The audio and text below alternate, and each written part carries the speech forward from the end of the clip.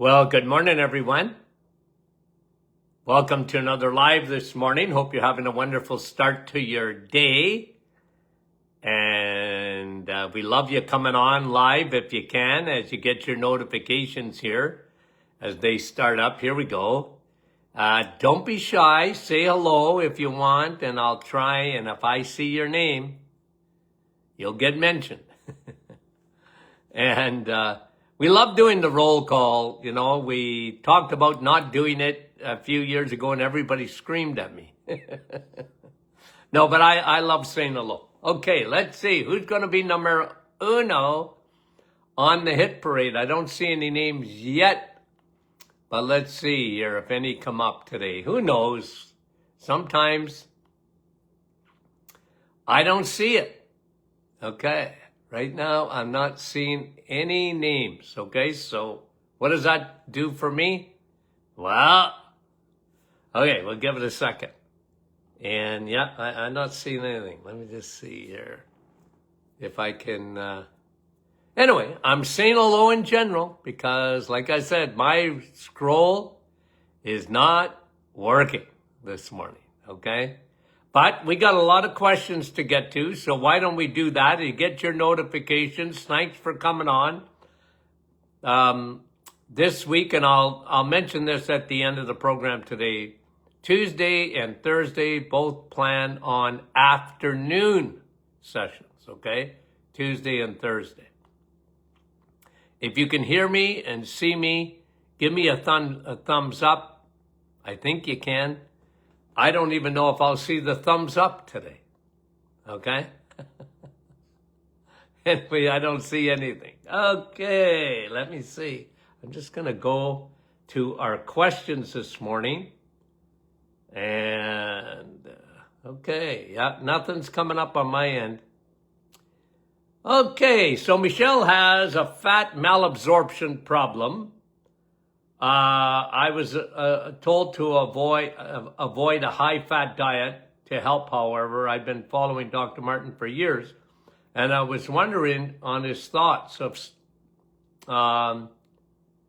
okay, it might have been caused by a strong antibiotic. Whenever I've seen a fat malabsorption syndrome, either the person has got a short bowel, just born that way, or they have pancreatic insufficiency. I've seen it with celiac. And so Michelle is saying it all started with strong antibiotics. Yeah, I would agree with that. I was wondering if I can still eat steak and eggs. I don't see why not. Listen, I mean, and if you're not getting symptoms, Michelle, okay, so if you have, here would be the symptoms usually of fat malabsorption, right? You get diarrhea, severe bloating, what else? You know, major digestive issue. If you're not getting that when you eat a steak, you're still going to get a lot of protein and a lot of nutrients out of it. You might not be absorbing necessarily all of the fat, but you might look at maybe a little bit leaner meats, like, you know, leaner steak or chicken or whatever.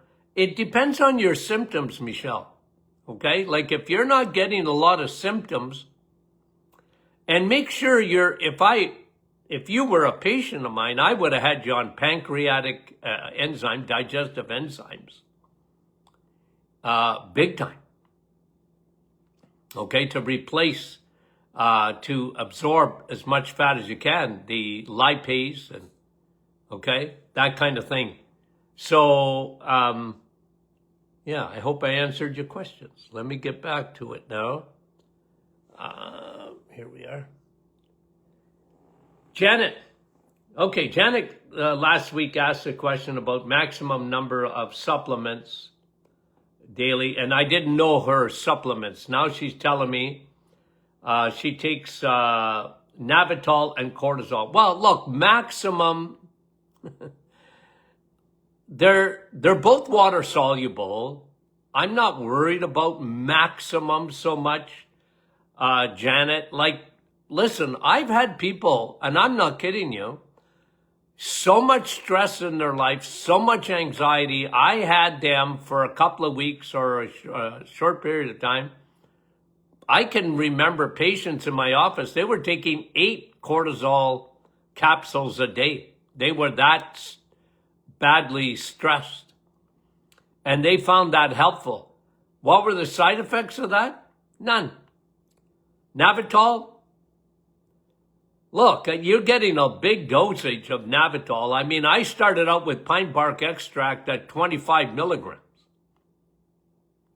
That's what you got in a capsule of pine bark. Now we put, 320 or 340 milligrams per capsule? It's water soluble. Like, it's not, I don't know what the maximum is. I mean, I've had people take 6 Navitol a day. They had so much inflammation or so much exhaustion and fatigue. Look, again, I individualized it because I was in practice. Now I'm not in practice. Well, but maximums, they're very well tolerated. That's all I would say. Your maximum amount be I took this much and I got nauseated. Okay. Cut back. So, I don't know, Janet. That's the only way I can answer your question because I've got a lot of experience over the years in practice of doing it. And really, I never encountered maximum. It's like DHA. I've had people with cancer take 6 or 8 DHA. That's a lot of fish oil, a lot of DHA, but what's the side effect of it? It's only good. Okay. Beulah, what do you think of berberine? I like it. I like berberine. A couple of years ago, I think, maybe 3 or 4 years ago, it was the hottest thing. And remember, Beulah, I was in the radio business for a lot of years. And there was things coming on the hit parade every month. There was something new. And I was forced to talk about it, obviously, because I had a radio show. People would ask me, okay? And it was hot, hot, hot. Berberine, I like berberine. I really do. I've seen the research on it. I like it. To me, okay, and again, this is me, my opinion. I like a combination of things better, okay? If we could ever get back, and I know we're working on it, in Canada with the government, in the United States with the FDA, I love our formula because what I did, and we formulated this at the Martin Clinic, was insulin balance. And I like that because I could prove, because remember, we measured insulin. We measured. So I wasn't guessing. A product had to work because we measured. If I gave you vitamin D, well, what's your vitamin D levels after I gave you, let's say, 10,000 IUs? B12, same thing. We measured it. We tested it. So I liked the combo. Like, I was very big. I remember this is like going back 30-something years on alpha lipoic acid and insulin. Very, very good. The research. A friend of mine, Dr. Passwater, he wrote a book on alpha lipoic acid and how it balances out your insulin. And he was a researcher, really, really good guy. And I liked it. I always believed in alpha lipoic acid. I like cinnamon, for example, really important. Combo of that and magnesium. I like combination when it comes to insulin. But berberine, got no problem with it. You like it? Yeah. No problem at all. Okay? Thanks for the question. That was Beulah, I think. Okay, let me see. Got to get back to my iPad. And Peggy is asking, I've been doing EMC for 3 years. She gave me her food sensitivity results. She's sensitive to EMC, okay, according to her food sensitivities. Now, let me give you, I think I did this last week anyway, but I'll give it to you again. When you have sensitivities, okay, like if you get a blood test for food sensitivities, okay, I never was high on that. I'll tell you why. Because I had a lot of patients that insisted on me doing food sensitivity tests, and I worked with a lab in the United States. I would send their blood work down to a lab, and I would warn them ahead of time, well, you might not like what comes back. First of all, they gave me $600. Okay, because that's how much that test cost in those days. And it was a great lab, by the way, okay? And the lab would send me a reimbursement for $200. So the doctor made $200 out of $600, okay? But I used to tell the patient, I was right up front with it. I said, you want to give me $600? I'm going to get 200 of it because the lab will pay me a fee. Plus, when the results come back, you're going to find out generally that you're sensitive to things that don't bother you at all, but they're going to show up on that sensitivity test. And that's why I used to try and save people $600. And I said, why don't you be your own doctor? What? Well, you be your own tester. You have an egg. Does it bother you? No? It maybe come back on a sensitivity test that you and eggs don't get along. I don't believe it for a minute. Because your body will tell you, oh, doc, I have dairy. I don't do well with dairy. Well, there you go. You don't need $600 for that. You got your answer. But some people insisted.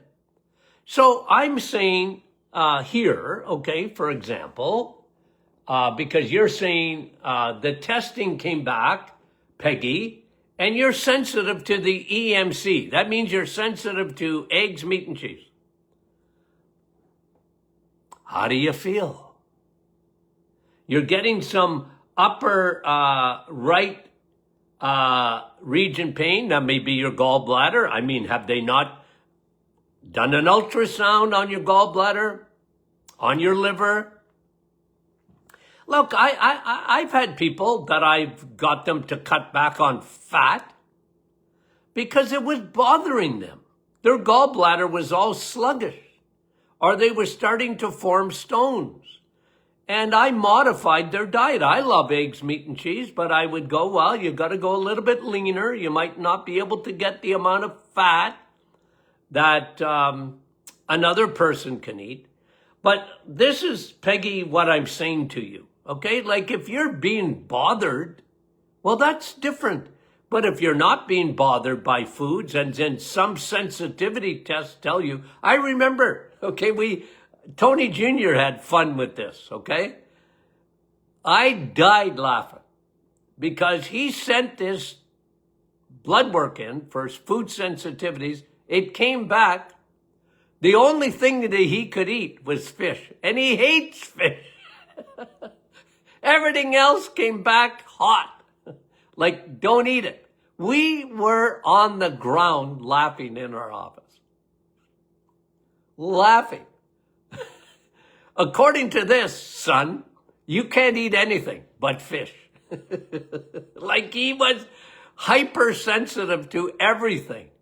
But he didn't, food didn't bother him. He just, anyway. Okay, guys, that's me. Okay, and I know I'm going to get pushback because some people, well, I live and die by that sensitivity test. And I don't. I never did. I said, be your own doctor. Be your own doctor. You'll figure it out. Foods bug you, stop it. And then maybe you'll be able to, because I know a lot of people couldn't eat eggs, bothered them. They took probiotics. They went on, they lowered their carbs. Their stomach got better. Their bowel got better.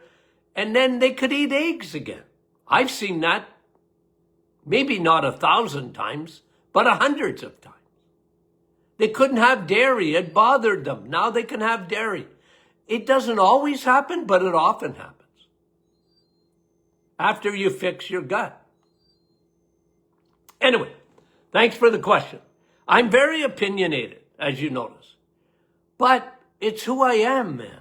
I just got to give you my clinical experience. So sometimes, I go against the grain, but I'm trying to save people money. Okay, Teresa. High blood pressure varies through the day. I'm on 3 meds, and the numbers are not always consistent. I understand the old days numbers were higher. Yeah, they changed the goalposts, okay? Like you have to be around as long as I've been around, okay? Since the 1970s, okay? And so the goalposts have changed, okay? Like 130 over 90 used to be normal. Now they're going to put you on a med. Okay? Because why? Well, the pharmaceutical industry has got involved. I'm much bigger on you taking care of your blood pressure if you can. Numero uno. Cut out sugar. Sugar is very destructive to your blood vessels. Sugar will make your kidneys hold on to salt, sodium. That can elevate your blood pressure. Okay? Having low levels of nitric oxide can elevate your blood pressure. Having low levels of vitamin D, because it elevates nitric oxide, can be a factor in blood pressure. So, Teresa, I like natural, but I'm not telling I never, ever told the patient to get off high blood pressure medication. I said, let's see if you can control your BP. A lot of times they could, and then, with your doctor, stop them. Now, it's not always easy to convince a doctor, because once they're on blood pressure medication, they say, it's working, let's keep you on it. They don't even think for a minute about the boatload of side effects of that. They should, but they don't. So, yeah, the goalposts have been moved. The goalposts have been moved. And you're on 3 different medications, Teresa? Yikes. Yikes. Okay. Now let's see. Okay. We're getting there. That was Teresa. Stephanie. I would like to ask, because this has been asked before, Steph, but I'm happy to, I'm a rinse and repeat guy. So Steph is going, how much vitamin K2 with vitamin D? Well, there's different schools of thought on that, okay? Different schools of thought. My consensus is the perfect amount that we put in with our vitamin D. For every 1,000 I use, I think it's 10 micrograms, okay? Look, some will say 100 micrograms of vitamin K2. There's different schools.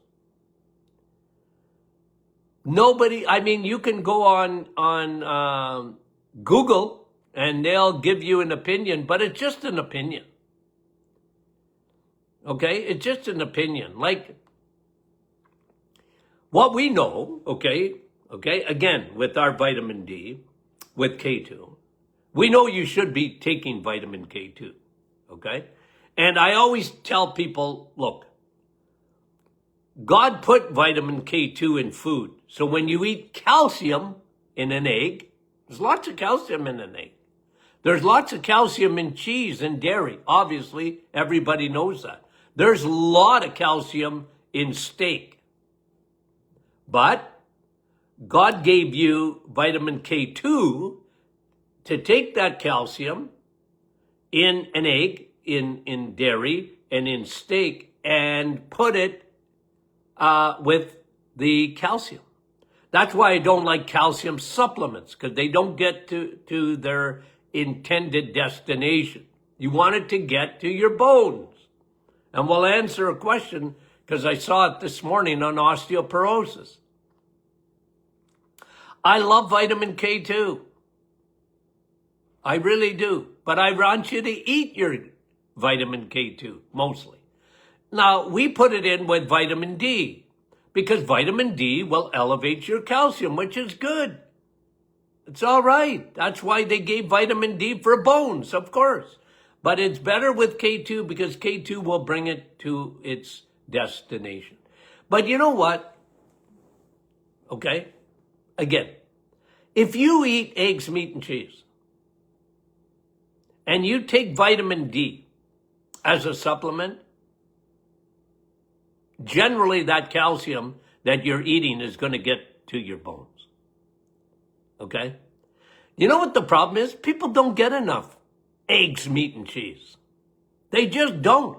Because they think it's cholesterol, it's bad, I can't have too much, fat's going to make me fat. And eggs, my doctor said, like they don't even know what they're talking, the doctors. You do, but they don't. Okay? So again, I'm not going to give you a definite answer on the vitamin K2. My research says I got it perfectly right in our vitamin D supplement. Other people said you need more. Maybe. It ain't going to hurt you. Vitamin K2 ain't hurting you. Okay? Good for you. Everybody talks about K1. They don't talk about K2. Okay. Thank you for the question. That was Stephanie. Phyllis. My daughter's been on the reset for 28 days and has only lost 5 pounds. Now, okay. Phyllis, okay, just a couple of things that are really important. The reset, okay, is a change in fuel. 2, primary reason of the reset, okay, metabolic reset, is to get you off the Titanic of metabolic syndrome, which 93% of the population have. Now, as far as weight loss, it's the best weight loss eating plan. Why is that? Because, okay, even though it's not primarily for weight loss, when you are eating the right fuel, your body will not get rid of, it will get rid of fat, not muscle. Because if you go calories in and calories out, and you lower your calories, your body's not stupid. It will hibernate. And you know what? You're going to store fat and get rid of muscle. You'll lose water and muscle. And that's what happens in calorie restriction. 5 pounds, okay, I'm going to show you. I don't even have my 5 pounds. This is 1 pound. You lose 5 pounds. Oh, it's only 5 pounds. You losing 5 pounds of fat? Wow, that's a lot. That a 5 pound fat is a foot long and 6 inches thick.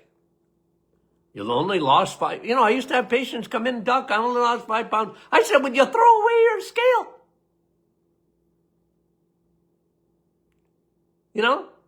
It's like blood sugar. I'm taking my blood sugar every time I eat. Why are you driving yourself mental like that? I'm taking my blood pressure. They used to bring it to me, okay, in a book. Do you want to read my book, Dr. Martin, of my blood pressure? No. You want to put me to sleep? I don't care what your blood pressure was a month ago. At 8 o'clock, 9 o'clock, 10 o'clock, 11 o'clock.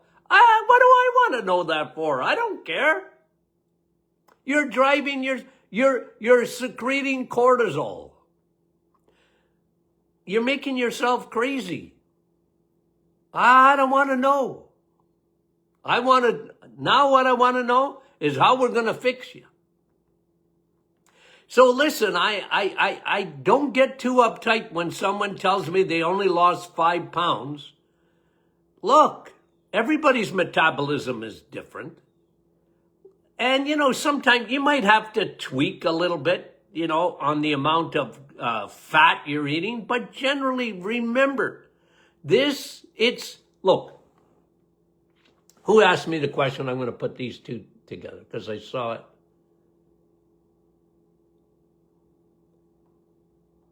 Where is it here? Somebody asked me about, Ramona. Let's do this together. Ramona is asking me this. I wanted to ask, is there any research surrounding the new weight loss drugs like Wegovy or Mounjaro or Ozempic? Oh, there's research. Okay? Remember, these were diabetic drugs. They weren't weight loss drugs. And now they're designer drugs because Hollywood, they always do it at Hollywood. They'll do anything to lose weight. And they would have their mouth sewn, their lips put together so they couldn't eat just to get a part in the film. Right?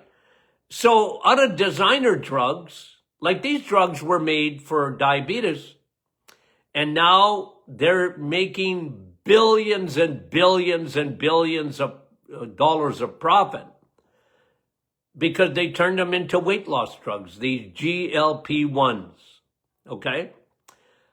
Here's the problem. A couple of the problems. Facts. The minute you stop, and the average person will only be on these medications for a year. Why? Side effects. They can't stand the side effects. And the billions of dollars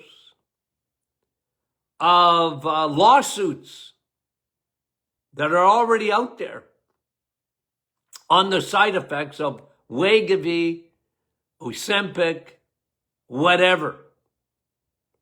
Yeah, you lose weight, but you're losing muscle. You're not losing fat. You're losing muscle. And so at the end of the day, here's me.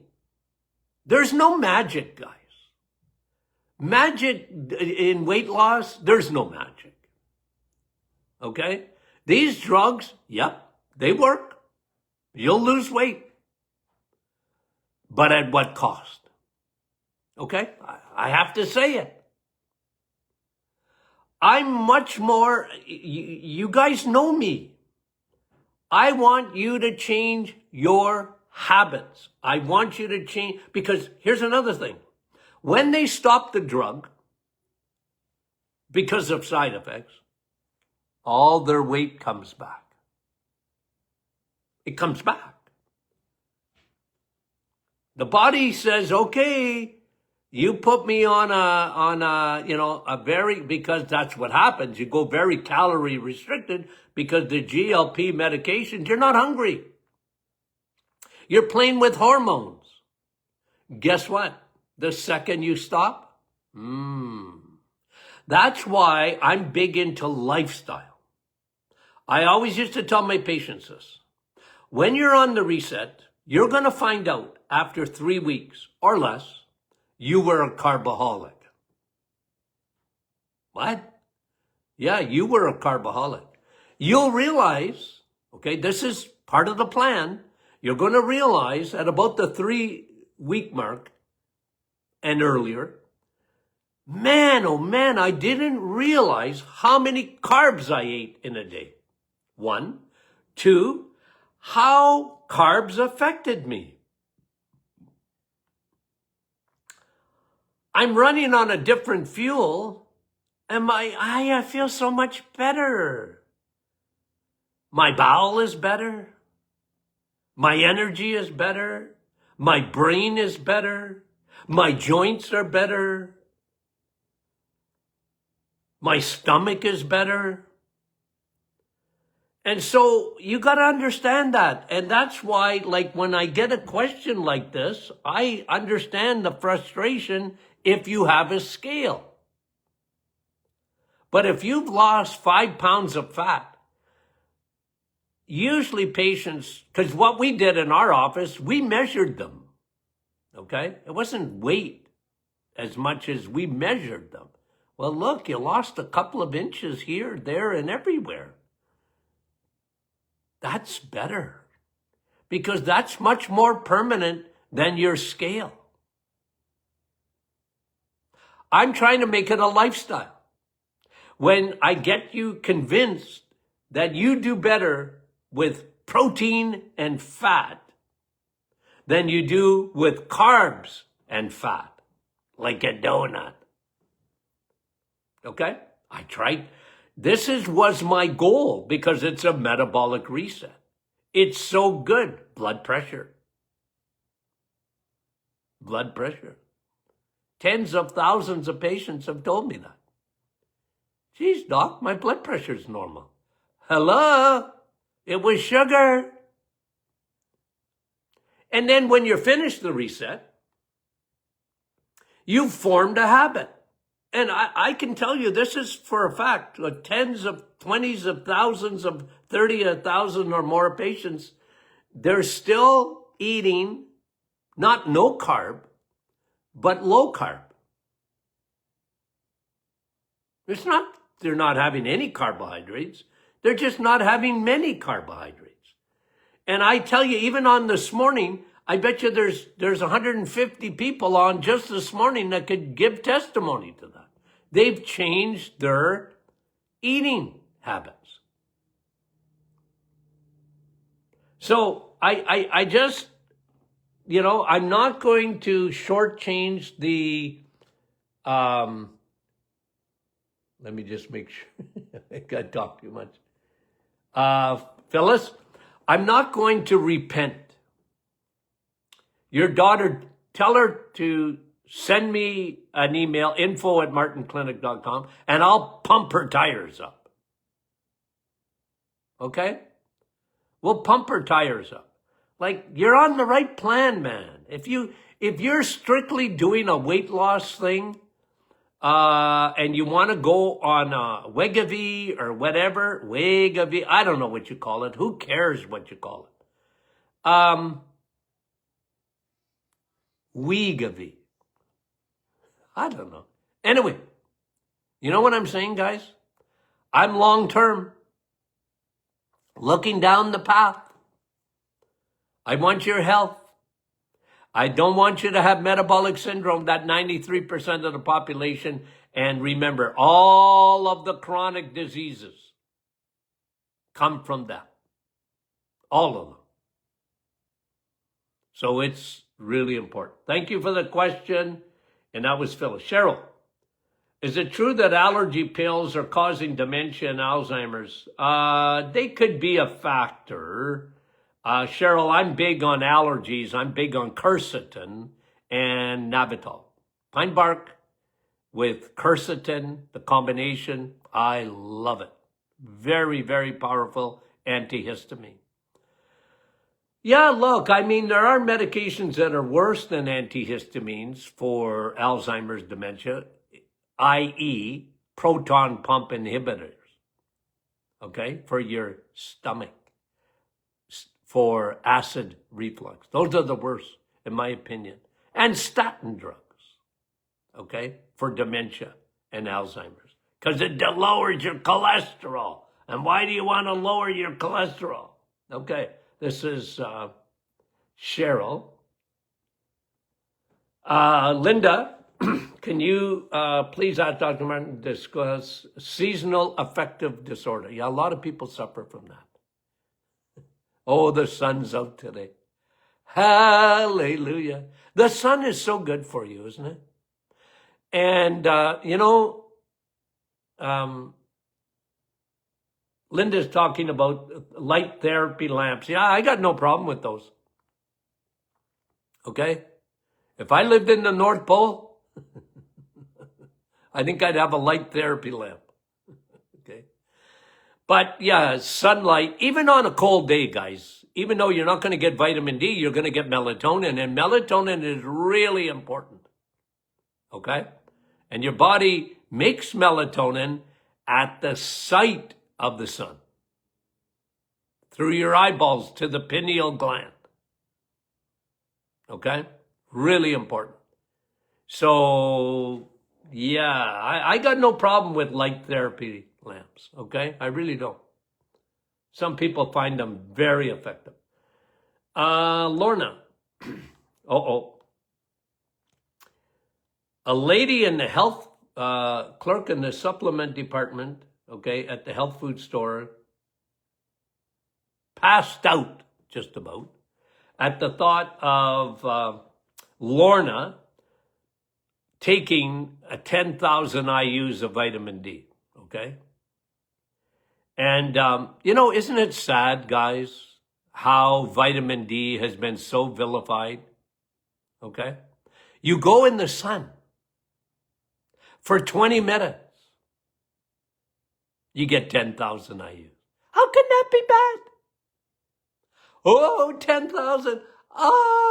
You're gonna die. Except they've never seen a case of it. Well, you might get a kidney stone. Well, here's the research on that. 50,000 IUs. You know what? Do the hammer.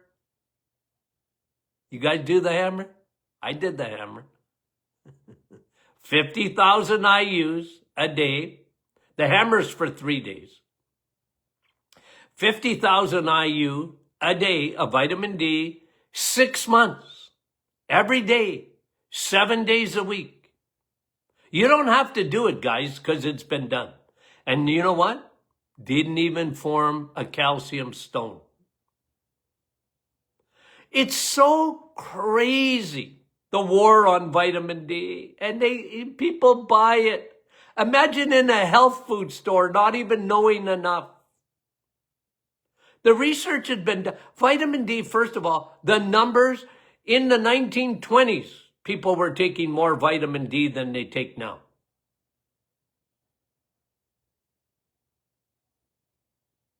Okay? But there's a war on. You have to understand it's propaganda.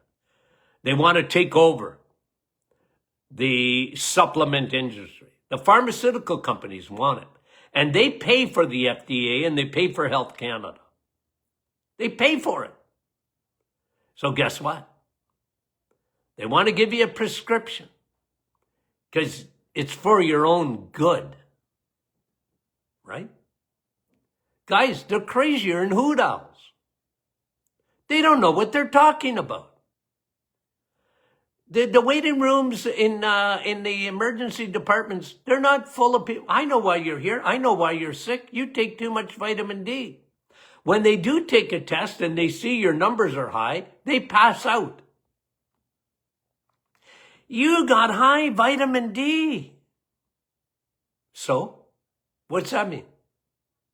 You're gonna die. I don't think so. No one ever has before. You mean I'll be the first one? No one's died from vitamin D. No one. Not ever. That's a fact. It's a hormone. It's not really a vitamin. Oh, anyway. Crazy, crazy, crazy. Okay, let's see. I want to see if I can finish. Let's see here.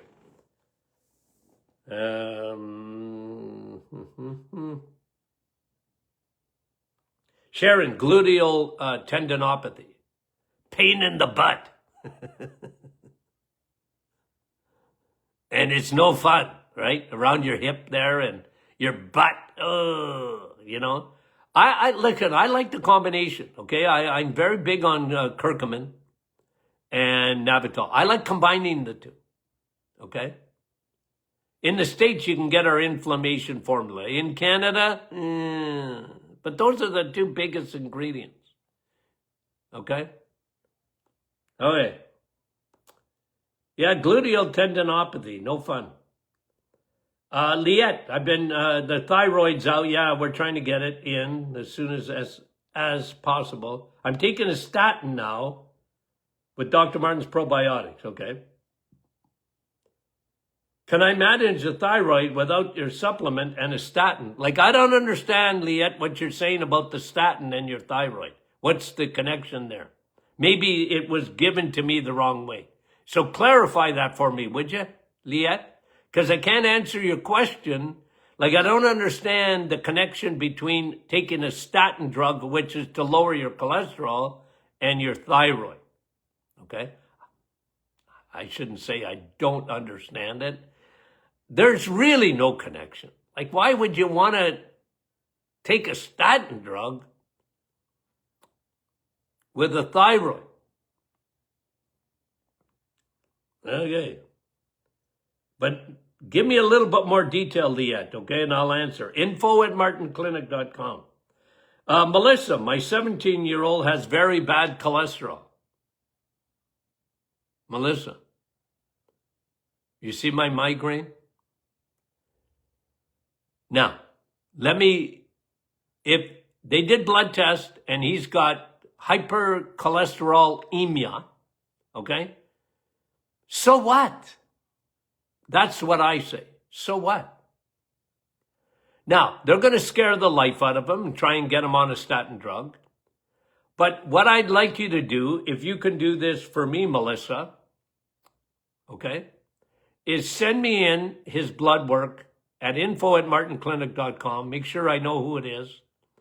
And let me see his triglycerides and his HDL. That's what I'm interested in. Okay? I have to do it every week. Talk about cholesterol and cholesterol lowering medications. Okay. Sandra, 73 years old, good for you. You're a puppy. You're younger than me. She's been classified as osteoporosis. You know what? I'm going to do a whole program on this because osteoporosis, they changed the goalpost. Okay? It happened while I was in practice. All of a sudden, they had a big meeting and they decided, well, this number on bone density, okay, is osteoporosis. They just decided it at a meeting. Guess who was there? The pharmaceutical company that was making a drug for osteoporosis, which, by the way, doesn't work. It builds bone, but not good bone. I mean, vitamin D and K2 will do better than that. Eat eggs, meat, and cheese. That will do better than that, in my opinion. Okay? Get strong muscles, strong bones. That's a fact. That's a fact. So get strong. You want to build bone? Build muscle. And you don't have to be Arnold Schwarzenegger. Just get stronger. You can use bands and get stronger for your bones. But they made osteoporosis out to be a big disease today because they changed the numbers. I watched them do it. I was screaming blue murder on my radio show. Okay. Sandra. Okay, let me see. I think I'm done. I think I'm done. Hold on a minute.